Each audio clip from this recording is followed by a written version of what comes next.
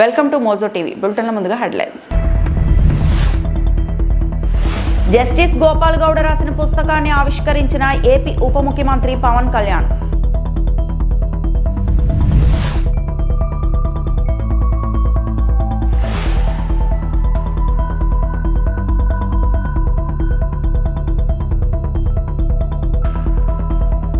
బాధిత విద్యార్థులకు మెరుగైన వైద్య సేవలు, మంత్రి అనిత.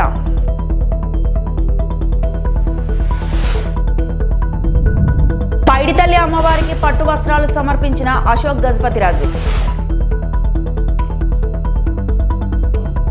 భాషా ప్రాంతం వేరైన సంస్కృతి సంప్రదాయాల విషయంలో కర్ణాటక ఆంధ్రప్రదేశ్ మధ్య మంచి సంబంధ బాంధవ్యాలున్నాయని ఏపీ ఉప ముఖ్యమంత్రి పవన్ కళ్యాణ్ అన్నారు. కర్ణాటకలో చింతామణిలో జరిగిన సుప్రీంకోర్టు మాజీ న్యాయమూర్తి జస్టిస్ వి గోపాల్ గౌడ 75వ పుట్టినరోజు వేడుకల్లో ఆయన పాల్గొన్నారు. జస్టిస్ గోపాల్ గౌడ రాసిన పుస్తకాన్ని ఆవిష్కరించారు.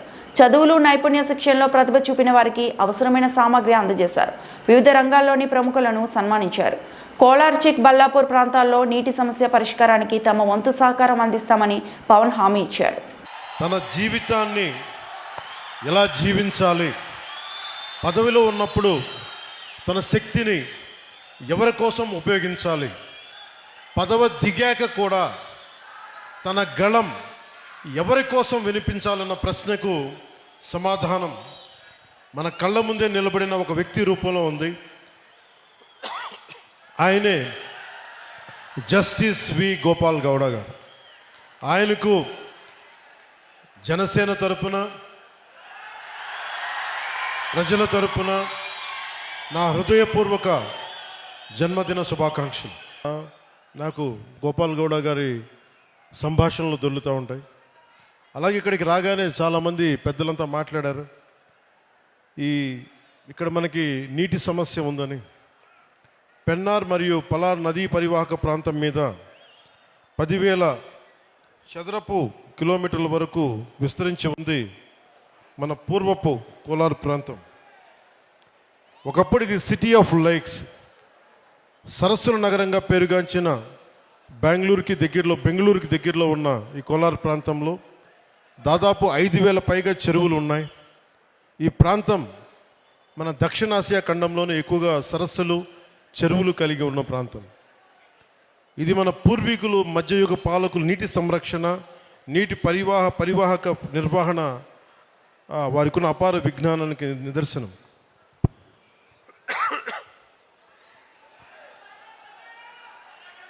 అలాగే ఇది మన జిల్లాలన్నీ కూడా ల్యాండ్ లాక్ రీజియన్స్ కాబట్టి నీటిని అందించడం మీద ఎలాంటి చర్యలు చేపట్టాలి అనేది చాలా బలంగా మాట్లాడారు అందరూ. దానికి సంబంధించిన ఇన్ఫర్మేషన్ కూడా ఇచ్చారు. అలాగే కోలార్, చిక్బళ్ళాపూర్ జిల్లాలు బెంగళూరుకు ఆహారాన్ని అందించే అక్షయ పాత్ర ఈ రోజున నీటి ఎద్దడితో ఇబ్బంది పడుతూ ఉన్నారు. దీనికి సంబంధించి సోదర భావంతో మీ సమస్యని పరిష్కరించడం కోసం ఒక ప్రయత్నం చేస్తారని మీకు తెలియజేసుకుంటా ఉన్నాను. ఆంధ్రప్రదేశ్ సీమే హತ್ತಿರದ చింతామణియు ఇక్కడికి వస్తూ ఉంటే చింతామణిలో ప్రతి ఒక్కరు కూడా మన అభిమానులందరికీ అంటే ఎంత అదృష్టం చేసుకున్నామంటే మనందరం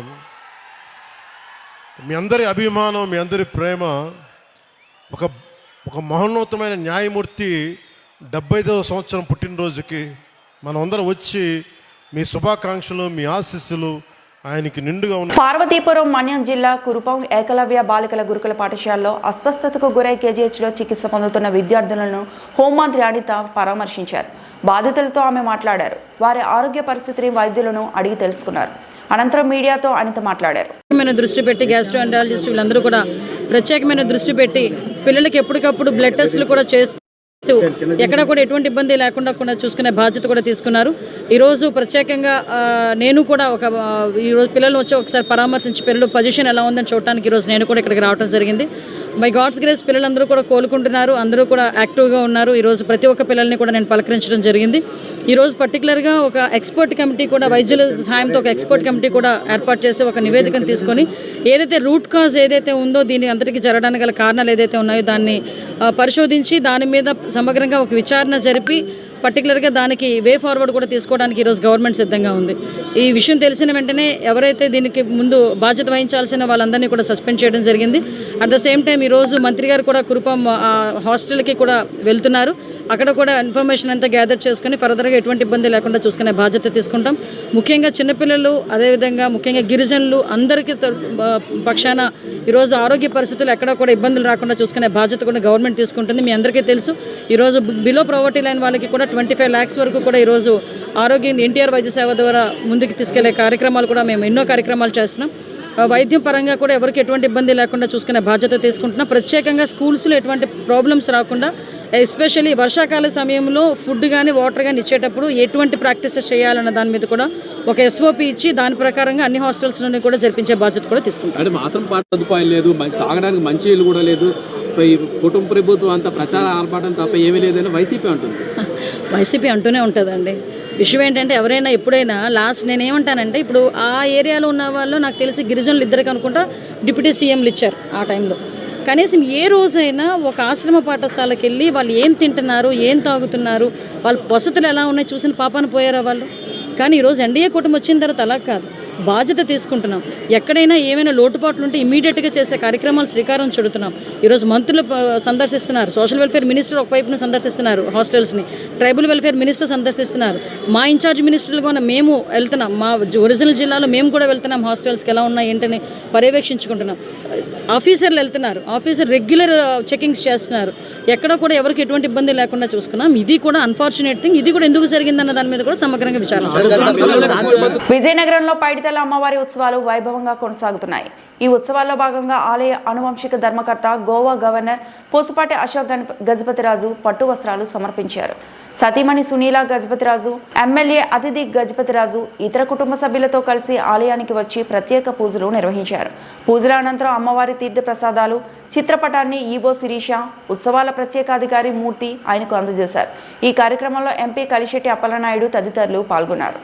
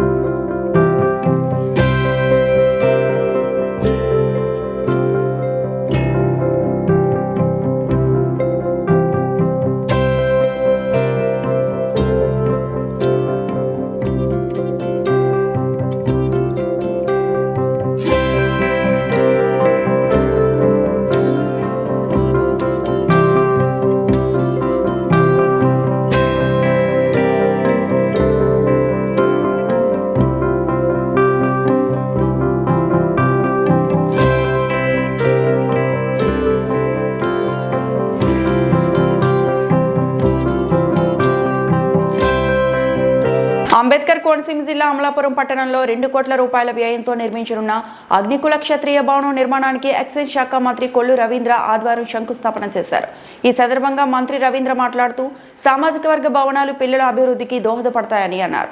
కూటమి ప్రభుత్వంలో అన్ని వర్గాలకు మేలు జరుగుతోందని అన్నారు. అయితే వైసీపీ విష ప్రచారం చేస్తుందని విమర్శించారు. ఈ శంకుస్థాపన కార్యక్రమంలో అమలాపురం శాసనసభ్యులు ఐనాబత్తుల ఆనందరావు, నర్సాపురం ఎమ్మెల్యే బొమ్మడి నాయకర్, పుదుచ్చేరి రాష్ట్ర ఢిల్లీ అధికార ప్రతినిధి మల్లాడి కృష్ణారావు తదితరులు పాల్గొన్నారు.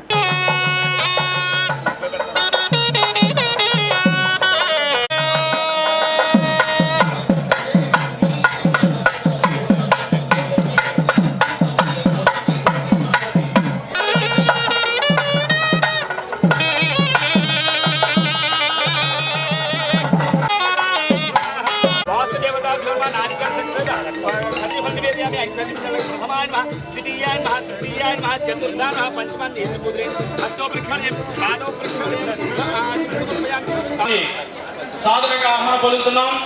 అదేవిధంగా రాష్ట్ర అధికార ప్రతినిధి అయినటువంటి గౌరవనీయులు మెట్ల రమణ బాబు గారిని వేదికపై సాధారణంగా ఆహ్వానం పలుకుతున్నాం.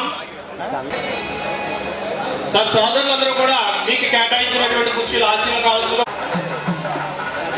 అదేవిధంగా గౌరవనీయులు, అదేవిధంగా ఈ తాలూకా సంఘ అదేవిధంగా గౌరవ రాష్ట్రసభ శాసనసభ్యులు శ్రీ బొమ్మడి నాయకర్ గారిని వేదిక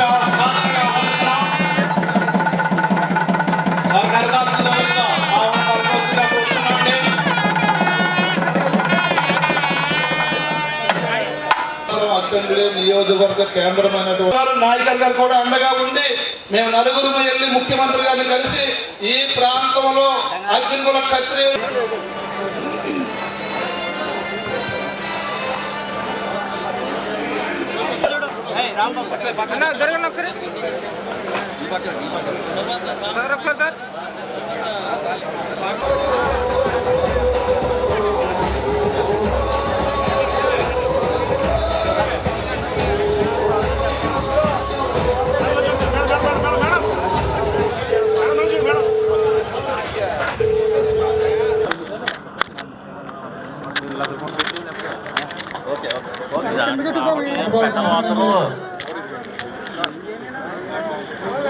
చంద్రబాబు అధికారంలో ఉన్నప్పుడు ఒక మాట, అధికారంలో లేనప్పుడు ఒక మాట మాట్లాడతారని మాజీ మంత్రి గుడివాడ అమర్నాథ్ మండిపడ్డారు. కానీ వైఎస్ఆర్సీపీ అధినేత వైఎస్ జగన్ మాత్రం ఎప్పుడు ఒకే మాట మాట్లాడతారని తెలిపారు. విశాఖ స్టీల్ ప్లాంట్ ప్రైవేటీకరణకు వైఎస్ఆర్సీపీ ఎప్పుడు వ్యతిరేకమే అని మరోసారి అమర్నాథ్ క్లారిటీ ఇచ్చారు. చంద్రబాబు అధికారంలో ఉన్నప్పుడు ఒక మాట, అధికారంలో లేనప్పుడు ఒక మాట జగన్ మాట్లాడారు. కూటమి ప్రభుత్వం వచ్చాక స్టీల్ ప్లాంట్లో దాదాపు 10,000 మంది ఉద్యోగాలు పోయాయి. కూటమి ప్రభుత్వం పేదవారి కడుపు కొడుతోంది. పేదవాడికి ఉచిత వైద్యం అందడం ఈ కూటమి ప్రభుత్వానికి ఇష్టం లేకనే ప్రభుత్వ మెడికల్ కాలేజీలను ప్రైవేటీకరణ చేస్తున్నారు. చంద్రబాబు చీటర్, లోకేష్ లూటర్ అని జనం మాట్లాడుకుంటున్నారు అంటూ ఘాటు విమర్శలు చేశారు. పార్టీ ప్రభుత్వంలో ఉన్నప్పటి నుంచి జగన్మోహన్ రెడ్డి గారు ముఖ్యమంత్రిగా ఉన్నప్పుడు ఏదైతే విధానం తీసుకున్నామో నేటికి కూడా మన పార్టీ విధానం స్టీల్ ప్లాంట్ విషయంలో అదే విధానం తప్ప మార్పు లేదు. మనం అధికారంలో ఉన్నా అధికారంలో లేకపోయినా స్టీల్ ప్లాంట్ ప్రైవేటీకరణ విషయంలో కేంద్ర ప్రభుత్వం తీసుకున్నటువంటి నిర్ణయాన్ని మనం వ్యతిరేకిస్తూ ఉన్నాం. ప్రైవేటీకరణ జరగడానికి వీల్లేదు అనేటువంటిది వైఎస్ఆర్ కాంగ్రెస్ పార్టీ విధానం అనేటువంటి విషయాన్ని కూడా ఈ సందర్భంగా తెలియజేస్తా ఉన్నాం. చంద్రబాబు నాయుడు గారి లాగా అధికారం ఉంటే ఒక మాట, ప్రతిపక్షంలో ఉంటే ఒక మాట చెప్పేటువంటి అలవాటు మన నాయకుడు జగన్మోహన్ రెడ్డి గారికి లేదు అనేటువంటి విషయాన్ని కూడా తెలియజేస్తాం. ఆయన ప్రతిపక్షంలో ఉంటే కొనడానికి వాడేవాడు, అమ్మడానికి వీడేవాడు అనేటువంటి డైలాగులు కొట్టేటువంటి అలవాటు కూడా మనకు లేదు. నేను ఈరోజు ఈ ప్రాంతం నుంచి ఉత్తరాంధ్ర ప్రాంత వాసిగా ఈరోజు కేంద్రంలో క్యాబినెట్లో ఉన్నటువంటి రామ్మోహన్ నాయుడు గారిని డిమాండ్ చేస్తూ ఉన్నాం. మీరు కేంద్ర క్యాబినెట్లో మంత్రిగా ఉన్నారు, ఈ రాష్ట్ర ప్రజల తరపున రిప్రజెంటేటివ్గా ఉన్నారు. ప్రతిపక్షంలో ఉన్నప్పుడు మీరు పార్లమెంట్ సభ్యుడిగా ఆ ప్రాంతానికి వచ్చి స్టీల్ ప్లాంట్ కార్మికులను ఉద్దేశించి మాట్లాడినటువంటి మాటలను ఒకసారి గుర్తు చేసుకోమని చెప్పి కోరుతా ఉన్నాం. లేదు మేము స్టీల్ ప్లాంట్ని ప్రైవేట్ పరం చేస్తామనేటువంటి నిర్ణయం కేంద్రంలో తీసుకుంటే మీరు ఈ ప్రాంత వాసిగా మీరు రాజీనామా చేయాల్సినటువంటి బాధ్యత వారు ఈ సంవత్సరాల కాలంలో ఇచ్చింది ఒకటి చెప్పమనండి. అవసరం లేదు వాళ్ళకి, పెద్ద అంటే పేదవాడికి ఏదైనా చేయాలనేటువంటి తాపత్రయం కూడా వాళ్ళకి లేదు. సో ఇవన్నీ గమనంలో పెట్టుకొని, అందుకని నిన్న ఎవడో అన్నారు సార్ వాళ్ళిద్దరి గురించి తండ్రి కొడుకుల గురించి ఎక్కువ మాట్లాడొద్దు సార్, చంద్రబాబు చీటరు, లోకేష్ లోటరు అని చెప్పారు. చంద్రబాబు ఫస్ట్ నుంచి చీటింగ్ అలవాటు, కొడుకు లోకేష్కి ఏమో లూటింగ్ అలవాటు. సో ఇద్దరు గురించి ఎక్కువ మాట్లాడడం టైం వేస్ట్ సార్. మీ పనులు మీరు చేయండి. మళ్ళీ రేపు ప్రభుత్వం జగన్మోహన్ రెడ్డి గారి వద్దన్నా సరే ఆయన ఇంటికి తీసుకొని వచ్చి ప్రజలు ఆయన ఇంటి ముందు పెడతారు అధికారాన్ని అని చెప్పినటువంటి మాట ఈరోజు రాష్ట్రంలో పేదవాడి నోటంట వస్తూ ఉంది. కానీ దానికి కావాల్సినటువంటి కష్టం, మనం పడాల్సినటువంటి బాధ్యత డెఫినెట్గా మన అందరి మీద ఉంది. కానీ మొట్టమొదటిసారిగా ఈరోజు ఉత్తరాంధ్ర పర్యటనకి ప్రజా సమస్యల మీద వస్తున్నటువంటి తరుణంలో మీరు స్వాగతం, విశాఖపట్నం జిల్లా సిటీలో స్వాగతం పలికితే దానికి ముగింపు నర్సీపట్నం కాలేజీలో బ్రహ్మాండంగా ఇచ్చేటువంటి బాధ్యత అనకాపల్లి జిల్లా తీసుకుంటుంది అనేటువంటి విషయాన్ని కూడా మీ అందరికీ సందర్భంగా తెలియజేసుకుంటున్నాను. ఏలూరు జిల్లా జంగారెడ్డిగూడెంలో జరిగిన కర్రి రాజేష్ అనే వ్యక్తి హత్య కేసులో 6 నిందితుల్ని అరెస్టు చేశారు. నిందితుడు, హతుడు పలు దొంగతనాల కేసులో ముద్దాయిలు.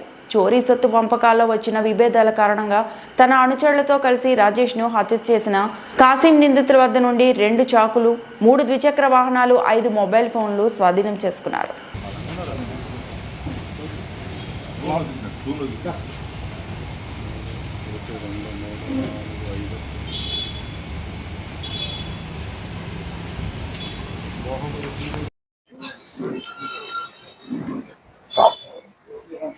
ఒక చైర్ తీసేయండి.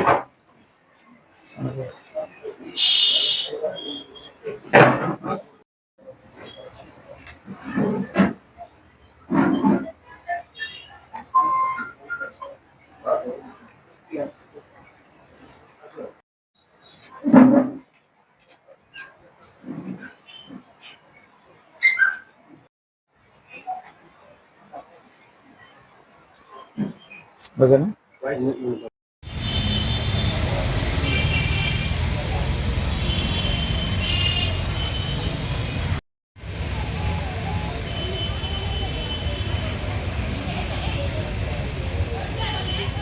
అంటే 3వ తేదీన జంగారెడ్డిగూడెంలో జరిగినటువంటి కర్రి రాజేష్ అనే పాత నేరస్తుడికి సంబంధించినటువంటి హత్య కేసులో నిన్న అంటే నేరం జరిగిన 24 గంటల్లో మన జంగారెడ్డిగూడెం సిఐ గారి ఆధ్వర్యంలో జంగారెడ్డిగూడెం ఎస్ఐ గారు, ఏఎస్ఐ సంపత్తి సిబ్బంది అందరూ కలిసి అందులో పార్టిసిపేట్ చేసినటువంటి 6 ముద్దాయిలను కూడా అరెస్ట్ చేయడం జరిగింది. వాళ్ళని ఈరోజు కోర్టుకు ప్రొడ్యూస్ చేయడం జరుగుతుంది. వీళ్ళకి గతంలో వరంగల్ ప్రాంతంలో చేసినప్పుడు దొంగతనాల్లో వచ్చినటువంటి సొత్తు పంచుకునే దగ్గర వచ్చిన మనస్పర్ధల కారణంగా ఈ హత్య అనేది జరిగింది.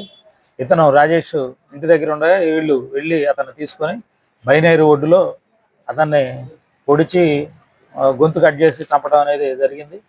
ఎవరైనా సరే ఇట్లా ఈ విధమైనటువంటి కార్యకలాపాలకు పడితే వాళ్ళ మీద కఠినమైన శిక్షలు ఉంటాయి. వాళ్ళ మీద నిఘా కూడా కఠినంగా ఉంటుంది. ఇప్పుడు ఈ నేరంలో పాల్గొన్న ప్రతి ఒక్కరి మీద కూడా రౌడీ షీట్లు ఓపెన్ చేయడం జరుగుతుంది. వాళ్ళపై తగిన చర్యలు తీసుకోవడం జరుగుతుంది. అవసరమైన వారికి పీడీ యాక్ట్ కూడా పెట్టి వాళ్ళు మళ్ళీ ఈ జంగారెడ్డిగూడెంలో అడుగు పెట్టకుండా చేయడానికి కూడా మా వంతు ప్రయత్నం మేము చేస్తాం. స్వదేశీ సంకల్పం, ఆత్మనిర్భర భారత్ పథకం. విదేశీ వద్దు, స్వదేశీ ముద్దు. ఇదే నరేంద్ర మోడీ మంత్రం. తిరుపతిలో ప్రెస్ మీట్ నిర్వహించిన బీజేపీ రాష్ట్ర అధికార ప్రతినిధి జల్లి మధుసూదన్ ఆత్మనిర్భర్ భారత్ పిలుపు ద్వారా ప్రధానమంత్రి నరేంద్ర మోడీ భారత ఆర్థిక వ్యవస్థను, స్వదేశీ ఉత్పత్తులను, స్థానిక నైపుణ్యాలను బలోపేతం చేసే ఉద్యమానికి శ్రీకారం చుట్టారు. వోకల్ ఫర్ లోకల్ నుంచి లోకల్ టు గ్లోబల్ దిశగా భారత్ నడుస్తోంది. ఖాదీ నుంచి బ్రహ్మోస్ వరకు, దీపం నుంచి డిజిటల్ యూపీఐ వరకు ప్రతి రంగంలో స్వదేశీ శక్తి ప్రపంచానికి భారత ప్రతిభను చూపిస్తోంది. కోవిడ్ కాలంలో టీకాలు, పీపీఈ కిట్లు తయారు చేసి 100 కంటే ఎక్కువ దేశాలకు సహాయం చేసిన భారత్ వ్యాక్సిన్ మైత్రి ద్వారా ప్రపంచానికి ప్రాణరక్షకుడిగా నిలిచింది. స్వదేశీ అంటే కేవలం వస్తువులు కాదు, ఇది ఆత్మగౌరవం, జాతీయ గర్వం. రైతుల చెమట, కార్మికుల శ్రమ, యువత ఆవిష్కరణలు ఈ ఉద్యమానికి బలం. రక్షణ రంగంలో కూడా భారత్ తేజస్, బ్రహ్మోస్, ఆర్జిలరీ ఎగుమతులతో ఆత్మనిర్భర మార్గంలో దూసుకెళ్తోంది. ప్రధాని మోదీ పంచ సంకల్పాలు, వికసిత్ భారత్, వలస మనస్తత్వం తొలగింపు, వారసత్వంపై గర్వం, ఏకత్వం, పౌర కర్తవ్యాలు దేశాన్ని వికసిత దిశగా తీసుకెళ్తున్నాయి. భారతీయ వస్తువులు కొనండి, భారతీయులను ఆదరించండి. ప్రతి ఇల్లు, ప్రతి దుకాణం, ఇంటింటా స్వదేశీ ఉద్యమంలో భాగస్వాములు అవ్వాలని బీజేపీ రాష్ట్ర అధికార ప్రతినిధి జల్లి మధుసూదన్ పిలుపునిచ్చారు. దేశంలో ఒక జాతీయ ఉద్యమానికి నాంది పలకాలని ప్రధానమంత్రి నరేంద్ర మోడీ గారు పిలుపునిచ్చారు. 5 ఏళ్ల క్రితమే ప్రధానమంత్రి నరేంద్ర మోడీ గారు ఆత్మలో ఉన్న ప్రతి అణువుని ఆత్మ గౌరవంలో నిలబెట్టే విధంగా, జాతీయ గర్వాన్ని నిలబెట్టే విధంగా ఆయన ఆ రోజు సంకల్పించిన ఆత్మ నిర్భర భారత్ ఈ రోజు దగ్గర దగ్గర దేశవ్యాప్తంగా అన్ని ప్రపంచ దేశాలు ఏవైతే సవాలు విసిరాయో వాటికి ప్రతిస్పందనగా తీసుకొచ్చినదే ఆత్మ నిర్భర భారత్.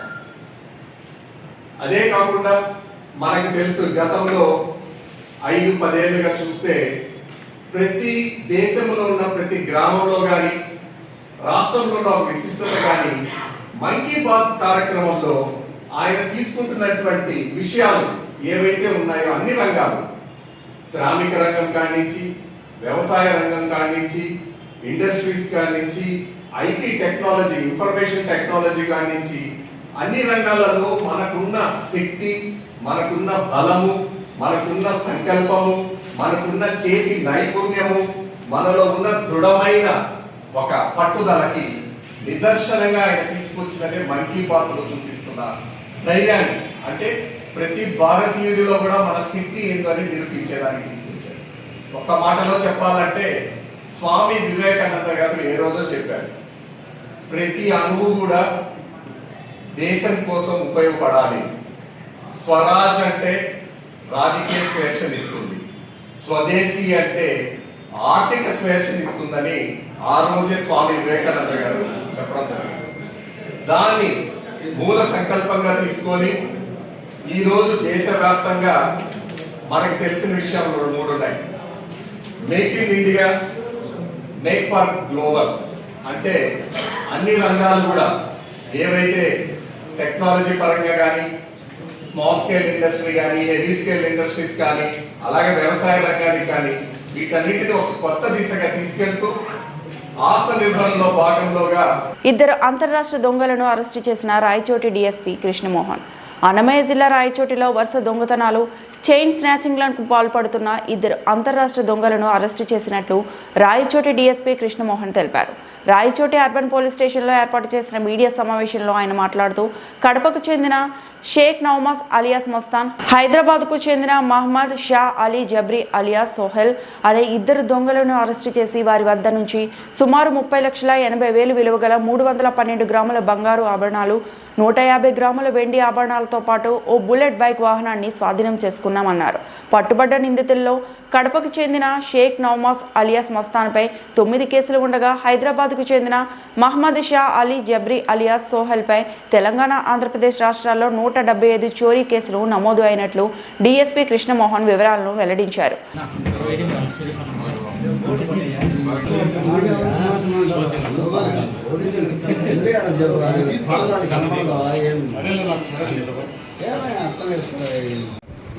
ఉంటే పెట్టుకుంటే ఇవ్వబోతాడు, లేదంటే ఇది ఉంటే ఇది తీసుకొని రాకపోతాడు.